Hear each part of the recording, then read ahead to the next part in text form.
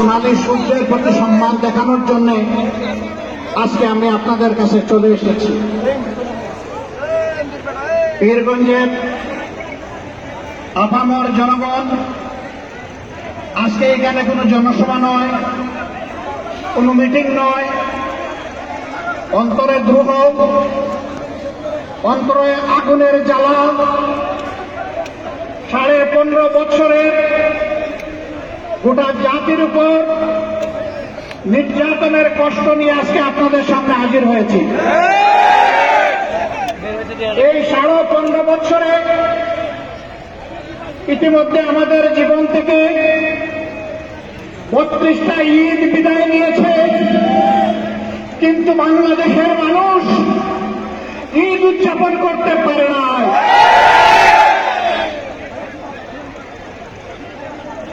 জায়গায় জায়গায় খুন গুম, হত্যা, ধর্ষণ, লুণ্ঠন, মানুষের উপর সীমাহীন নির্যাতন, জুলুম গোটা জাতির শ্বাস বন্ধ করে দিয়েছিল। আল্লাহ তাআলার অশেষ মেহেরবানি, গত 4 তারিখ আল্লাহ তাআলা এই জাতির শ্বাস ফেলার সুযোগ করে দিয়েছেন। এটাকে সকলেই বলছেন বাংলাদেশের দ্বিতীয় স্বাধীনতা যুদ্ধ। আর এই যুদ্ধের মহানায়ক আপনাদের সন্তান, আমাদের সন্তান আবু সাঈদ। আমি আমার পক্ষ থেকে, আমার দলের পক্ষ থেকে আবু সাঈদের প্রতি ভালোবাসা, কৃতজ্ঞতা এবং শ্রদ্ধা নিবেদন করছি। আমরা এসেছি তাদের মা বাপের মুখ দেখতে, আমরা এসেছি তার আপনজনদের মুখ দেখতে। সেই গর্বিত সন্তান জাতিকে মুক্তির পথ দেখানোর জন্য হাত তোলা পাখির ডানার মতো দুই দিকে দিয়ে বুক চেপে দাঁড়িয়ে বলেছিল, বুকের ভিতরে তীব্র জ্বালা, তোদের ইচ্ছা হবে আমার মুখে গুলি কর। ভাষণেরা তার মুখের কথা শুনেছে, বুকের ভাষা বুঝতে ব্যর্থ হয়েছে।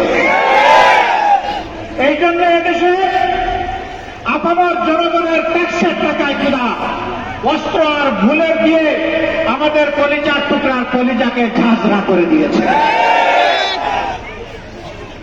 আমরা ধিক্কার জানাই। এই কাজ যারা করেছে তারা মানুষ নয়, তারা পশু।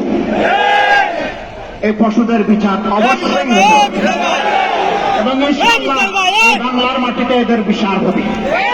শুধু গুলি করা নয়, এই গুলির নির্দেশদাতাদেরও বিচার হতে হবে, ষড়যন্ত্রকারীদের বিচার হতে হবে।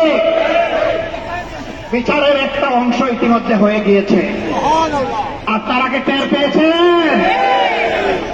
আলহামদুলিল্লাহ। তুইজ্জু মান তাশাউ ওয়া তুযিল্লু মান তাশাউ বিয়াদিকাল খায়র।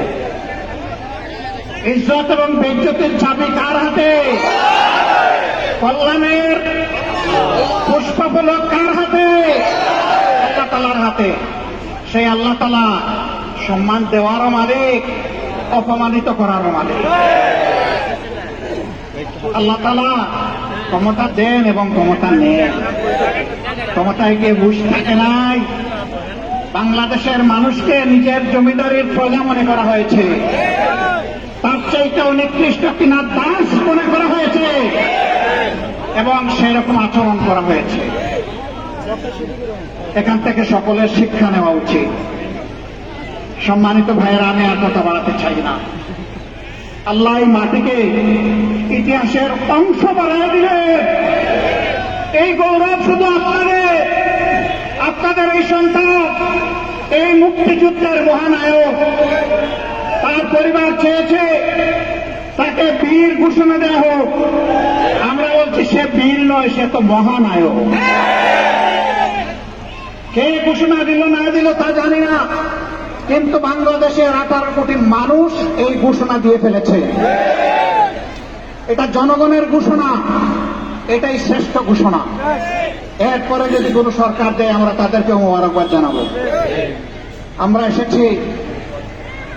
এসেছি সেই যুব সমাজকে অভিনন্দন জানাতে এখান থেকে আপনারা বিশ্বাস করুন, দফায় দফায় জেল কেটেছি, নির্যাতিত হয়েছি। আমি এখানেই এদেশের লক্ষ লক্ষ মানুষ, আলিম উলামা, প্রতিবাদী কণ্ঠ সবগুলোকে স্তব্ধ করে দেওয়ার চেষ্টা করা হয়েছিল, কিন্তু প্রমাণ হয়েছে স্তব্ধ করতে চাইলেই স্তব্ধ করা যায় না।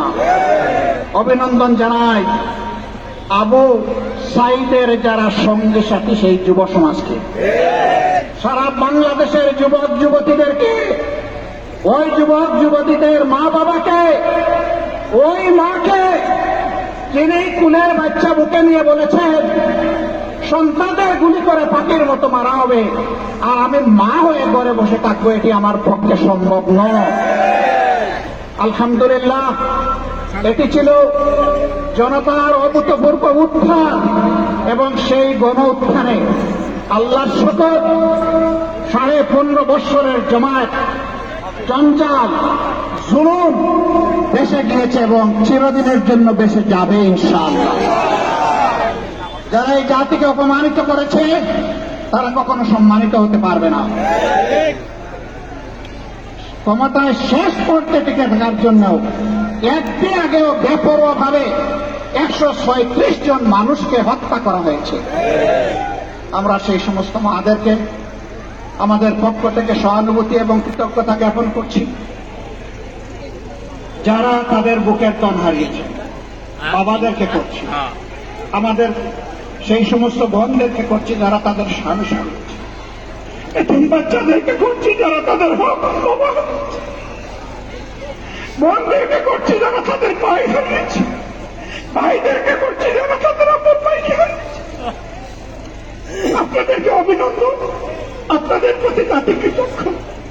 আল্লাহ আপনাদেরকে সবরে জামিলা থাকুন। যুব সমাজকে অভিনন্দন আবারও জানাই। একৃতিত্ব ভাই, তোমাদের এই জাতি তোমাদের জন্য চিরদিন তোমাদের কাছে ঋণী থাকবে ইনশাআল্লাহ। কিন্তু তোমাদের প্রতি আমার অনুরোধ, ছেড়ে দিও না এই জাতিকে, ঠিক চোখ চোখ দিয়ে থাকিয়ে থাকো, আগামীতেও তার যেন স্বৈরাচার হয়ে উঠতে না পারে। আগামীর বাংলাদেশ যেন হয় স্বৈরাচার মুক্ত বাংলাদেশ, মুক্ত বাংলাদেশ, ইনসাফের বাংলাদেশ, প্রত্যেকটি নাগরিকের গর্বের সাথে বেঁচে থাকার বাংলাদেশ। আমরা সেই বাংলাদেশের অপেক্ষায় থাকলাম। আবারও আপনাদেরকে অনেক সালাম, অনেক শুভেচ্ছা, অনেক অভিনন্দন, অনেক কৃতজ্ঞতা। আপনারা দোয়া করবেন আমাদের এই মজলুম দল আপনাদের পাশে, জনগণের পাশে, জাতির ক্রান্তি লগ্নে সুখে এবং দুঃখে উভয় অবস্থায় যাতে আপনাদের পাশে থাকতে পারে আমাদের জন্য দোয়া করবেন। আপনাদের এই ভালোবাসার জন্য আমি অভিভূত।